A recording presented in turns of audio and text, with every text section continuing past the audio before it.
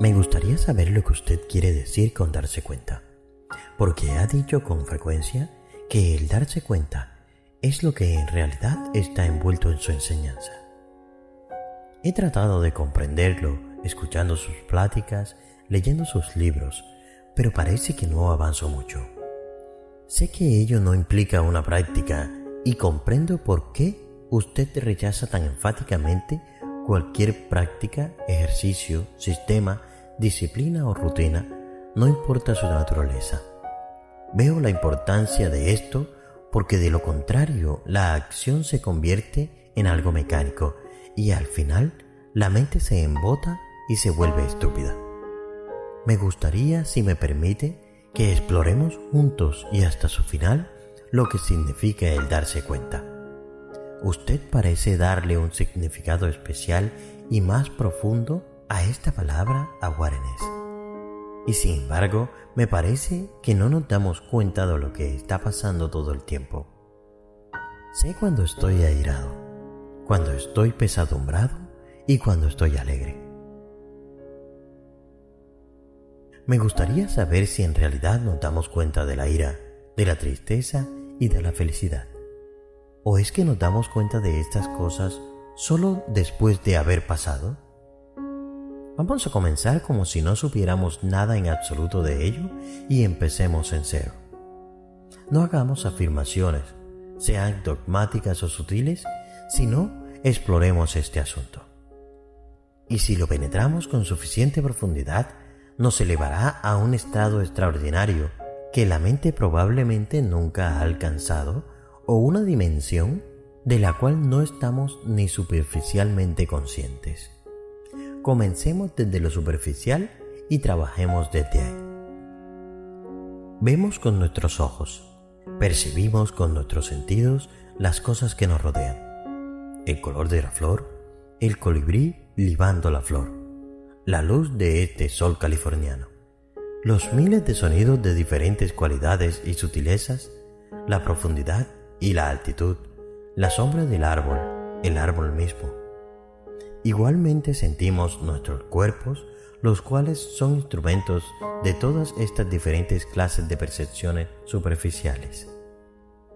Si estas percepciones se mantuvieran en su nivel superficial, no habría confusión de clase alguna. Esa flor, esa trinitaria, esa rosa, están ahí. Y eso sería todo. En ello no hay referencia, comparación, aceptación o rechazo. O sea, únicamente las cosas están ante nosotros sin ninguna complicación psicológica. ¿Está bastante claro lo relativo a la percepción sensorial superficial al darse cuenta? ¿Podríamos, mediante el uso de todos los instrumentos de tecnología moderna, extenderla hasta las estrellas, hasta las profundidades del mar y hasta las remotas fronteras de la observación científica? Sí, creo que comprendo eso.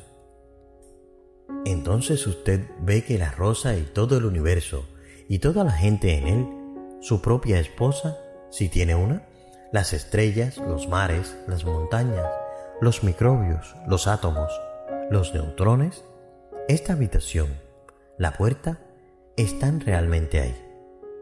Ahora viene el siguiente paso. Lo que usted piensa de estas cosas o lo que usted siente en relación con ellas es su respuesta psicológica a las mismas. Y a esto lo llamamos pensamiento o emoción. Por lo tanto, el darse cuenta superficialmente es una cosa muy sencilla. La puerta está ahí, pero la descripción de la puerta no es la puerta. Y cuando uno se envuelve emocionalmente en la descripción de ella, no la ve. Esta descripción puede consistir en una palabra, un tratado científico o una respuesta emocional intensa. Pero nada de eso es la propia puerta. Es muy importante entender esto desde el mismo comienzo. Si no lo comprendemos, estaremos cada vez más y más confundidos. La descripción nunca es lo descrito. Aun cuando estemos describiendo algo ahora mismo y tengamos que hacerlo, las cosas que describimos no es nuestra descripción de ella. Es pues necesario que tengamos esto en mente durante nuestra conversación. Nunca confunda la palabra con la cosa que ésta describe. La palabra nunca es lo real y nos desorientamos fácilmente cuando llegamos a la nueva faceta del darse cuenta, pues ante ella reaccionamos de un modo personal o emocional. Así que existe la percepción superficial del árbol, del pájaro, de la puerta y también existe la respuesta a ello, la cual es el pensamiento, sentimiento, emoción. Ahora bien, cuando nos damos cuenta de nuestra respuesta, podemos llamarla una segunda profundidad del darse cuenta. Podemos darnos cuenta de la rosa, darnos cuenta de la reacción o respuesta a la rosa. Con frecuencia no nos damos cuenta de esta respuesta a la flor. En realidad es el mismo estado de sensibilidad el que ve la rosa y ve la respuesta. Es un mismo movimiento. Y es erróneo hablar de la conciencia externa e interna. Cuando tenemos conciencia visual del árbol sin ninguna implicación psicológica, no existe división en la relación. Pero cuando hay una respuesta psicológica en torno del árbol, esta respuesta es condicionada. Es el recuerdo del pasado, de experiencias pasadas, y esta respuesta es una división en la relación. Esta respuesta es el comienzo de lo que llamaremos el yo y el no yo en la relación. Así nos situamos en la relación con el mundo. Así creamos al individuo y a la comunidad. No vemos el mundo como es, sino en sus variadas relaciones con el yo de la memoria. Esta división es la vida y el florecimiento de todo lo que llamamos nuestro ser psicológico, y de aquí surgen todas las contradicciones y las divisiones. ¿Percibe usted esto claramente? Cuando nos damos cuenta del árbol, no hay evaluación, pero cuando hay una respuesta al árbol, cuando se juzga con agrado o desagrado, entonces surge una división en esta percepción en términos del yo y del no yo, del yo que es diferente de la cosa observada. Este yo es la respuesta en relación de las memorias y experiencias del pasado. Ahora bien, puede haber una percepción, una observación del árbol sin que haya juicio alguno, y puede haber una observación de la respuesta de las relaciones sin juicio alguno. En esta forma eliminamos el principio de la división, el del yo y del no yo, tanto al mirar el árbol como al mirarnos a nosotros mismos. Estoy tratando de entenderlo. Veamos si estoy en lo correcto. Existe el darse cuenta del árbol y eso lo comprendo. Existe la respuesta psicológica al árbol y eso también lo comprendo. Las respuestas psicológicas consisten en recuerdos y experiencias del pasado, en lo agradable y lo desagradable, y esto crea la división entre el árbol y el yo. Sí, creo que comprendo todo eso. ¿Es esto tan claro como el árbol en sí, o se trata simplemente de la claridad de la descripción? Recuerde que, como hemos dicho antes, la cosa descrita no es la descripción. ¿Qué es lo que usted ha captado? ¿La cosa o su descripción? Creo que ha sido la cosa. Por lo tanto, no existe el yo, el cual es la descripción cuando vemos este hecho. En el ver cualquier hecho no existe el yo. O existe el yo o el ver. No puede existir ambos. El yo no puede ver, no puede ser consciente. Me parece que en realidad he comprendido no solo verbalmente lo que usted dijo. Existe el darse cuenta del árbol y también la respuesta condicionada del árbol y también la respuesta condicionada al árbol. Esta respuesta condicionada es conflicto. Es la acción de la memoria y de las experiencias del pasado. Es lo agradable o lo desagradable. Es perjuicio. También comprendo que esta respuesta del prejuicio engendra lo que llamamos el yo o el sensor. Veo claramente que el yo, el mí, existe en toda clase de relación. Ahora bien, ¿existe un yo que no dependa de relación alguna? Hemos visto lo fuertemente condicionadas que son nuestras respuestas. Su pregunta de si existe un yo que no dependa de la relación se vuelve especulativa hasta tanto estemos libres de estas respuestas condicionadas. ¿Ve usted esto? Por lo tanto, nuestra primera pregunta es si existe o no existe un yo que no esté afectado por las respuestas condicionadas, sino más bien si la mente en la cual están incluidos todos nuestros sentimientos puede estar libre de este condicionamiento, que es el pasado. El pasado es el yo. No hay yo en el presente. Mientras la mente funcione en el pasado, existirá el yo. Y la mente es ese pasado. La mente es ese yo. Bueno, ahora quiero hacer un paréntesis aquí. Sé que también te ha pasado. Cuando tratas de estar en el presente, sientes que te quedas como ido, que te quedas como que no hay nadie ahí percibiendo lo que está sucediendo. Sé que no solo a mí me pasa, muchas veces lo has experimentado. Creo que en esta parte de lo que estamos hablando hoy, hemos dado respuesta a esto que siempre hemos preguntado. Repasemos un poco. Dice Krishnamurti, el pasado es el yo. No hay un yo en el presente. Esa parte me gustó mucho. Ahora sigamos. Mientras la mente funcione en el pasado, existirá el yo. Y la mente es el pasado. La mente es ese yo. No podemos señalar en forma separada la mente y el pasado y decir son dos cosas distintas. La mente es el pasado, bien se trate de varios días o de 10.000 años. Así que la pregunta es, ¿puede la mente misma liberarse del pasado? Pero no hay varias cosas envueltas en ello, ¿no es así? En primer lugar, hay una percepción superficial. Luego, hay el darse cuenta de la respuesta condicionada. Después, viene el darse cuenta de que la mente es el pasado, de que la mente es la respuesta condicionada. Entonces está la pregunta de si la mente puede liberarse del pasado. Y todo ello es una acción unitaria del darse cuenta, en la cual no hay conclusiones.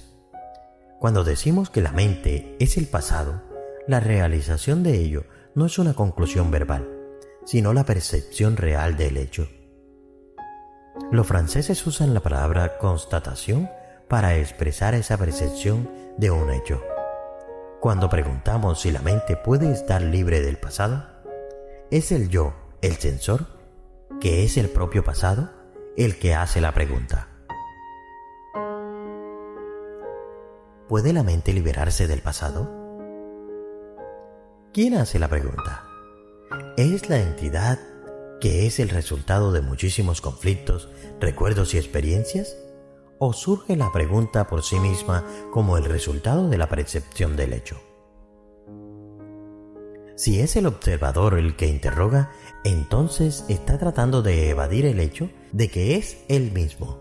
Pero dice, he vivido en dolor, en dificultades, en sufrimiento por tanto tiempo que desearía ir más allá de esta constante lucha. Si hace la pregunta por ese motivo, su respuesta será refugiarse en algún escape. O uno se enfrenta a un hecho o huye de él, y tanto la palabra como el símbolo constituyen una huida. El solo hecho de hacer esta pregunta es en realidad un escape, ¿no es así? Seamos conscientes de si esa pregunta es o no un escape. Si lo es un ruido. Si no hay observador, entonces hay silencio, lo cual es una negación completa de la totalidad del pasado. Ahora estoy perdido. ¿Cómo puedo eliminar el pasado en unos pocos segundos? Debemos tener presente que estamos hablando del hecho de darse cuenta.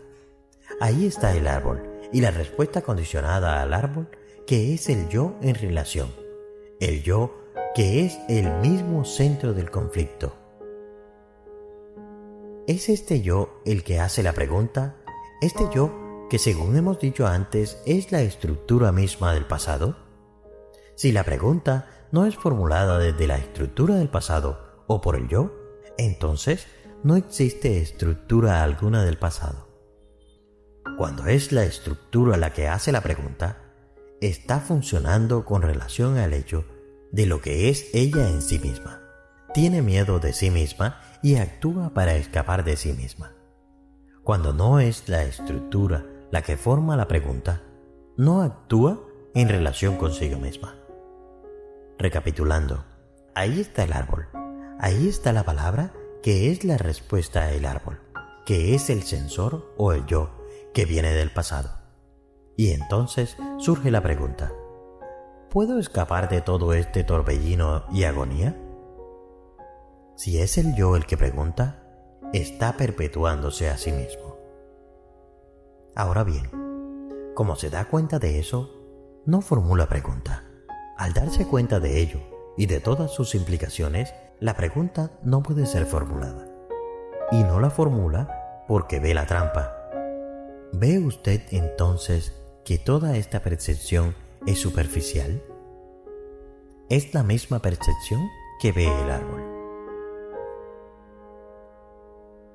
¿Existe alguna otra clase de darse cuenta? ¿Tiene el darse cuenta alguna otra dimensión? Escucha esto con mucha atención. Repito que debemos tener cuidado, tener muy claro que no estamos haciendo esta pregunta con ningún motivo. Si existe algún motivo, estamos otra vez en la trampa de la respuesta condicionada.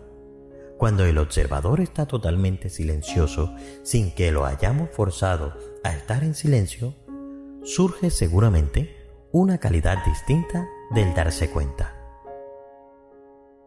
Por Dios, esto es demasiado difícil. Usted dice cosas que parecen ciertas, que suenan como ciertas, pero todavía no he llegado allí. ¿Podría expresarlo usted en forma diferente? ¿Puede usted empujarme fuera de mi trampa? Nadie puede sacarle fuera de su trampa. Ningún gurú, ningún maestro, ninguna droga, ningún mantra. Nadie, inclusive yo mismo. Nadie, especialmente yo. Todo lo que uno puede hacer es darse cuenta, sensible desde el principio hasta el fin, no distraerse en medio del camino. Esta nueva calidad de darse cuenta es atención, y en esta atención no existe frontera alguna establecida por el yo. Esta atención es la más alta forma de virtud y por lo tanto es amor, es inteligencia suprema, y no puede existir la atención si no somos sensibles a la estructura y a la naturaleza de estas trampas hechas por el hombre. Si has llegado hasta este punto del video, déjame un comentario con la palabra "urge un cambio psicológico".